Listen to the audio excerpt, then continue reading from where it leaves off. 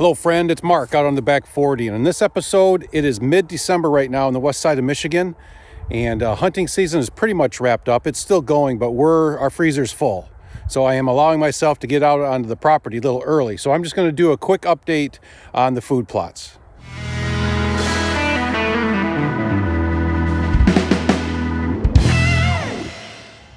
Okay, we are standing at the West Sahara food plot right now.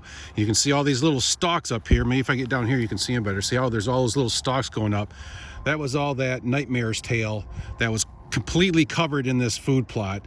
That I thought, oh my gosh, nothing good is ever going to happen here. But we still went ahead, and in the fall, around Labor Day, we drilled in a fall mix, which had rye, oats, clover, brassicas in it, that kind of stuff. So a bunch of that in there. And what I want to show you now is how that has turned out. So you probably can't see it right here. I don't know if you can see it, but there are lines right here where we drilled this stuff in. And I would say I am very happy with what has happened here, because two things. Number one, you can see there's growth in here. And here I'll just pick a random spot. Let's just get down in there. And you can see, I mean, here's clover coming up. It's just young right now. It's crimson clover. In the spring, that stuff is going to pop big time. And right here is some rye.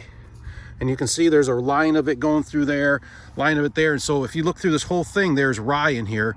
And almost every single one of them, the tips are nipped off. they're eating out here. So that's why I say the two things are successful. Number one is it grew, and you can see there's green here. I mean, it's December in the west side of Michigan, and it's still got green all over in here. And so it grew. Number two is it did attract deer. I mean, there are deer out here in this plot and in all the other plots around the property every single night. And they're not just there for 5 minutes stopping by. They set up camp. They get in there and they mow on it. So, I mean, again, I'll just kind of pick a random spot. Let's just go down right here. And, you know, I don't know if the camera picks it up, but those are all nipped off right there. See all that over there? It's all nipped off. And they're probably bedding about 15 or 20 yards in the edge of that right there. And so, yeah, so successful, yes. Is there a lot of weeds in there right now? It's hard to tell. I don't know. Are there weeds in there?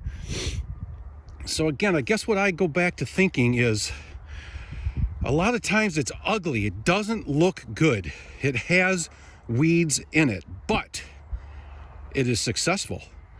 Number one, it still grows food for the deer. And number two, it attracts the deer and it holds them out here, even though it doesn't look good.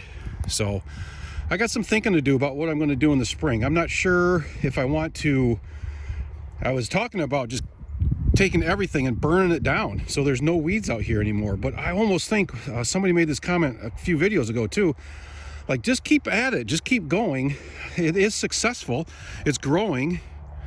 In the spring, we'll see the rye and the clover are going to explode in the spring. There's going to be so much food out here for the deer and hiding cover for their fawns and the poults from the turkeys. It's going to be great. So maybe I'm not going to do that. Maybe I am just going to keep doing no-till with no chemicals, no fertilizer, no Roundup, nothing. We haven't used anything out here in, I always forget, 3 or 4 years. I haven't put a single thing on here.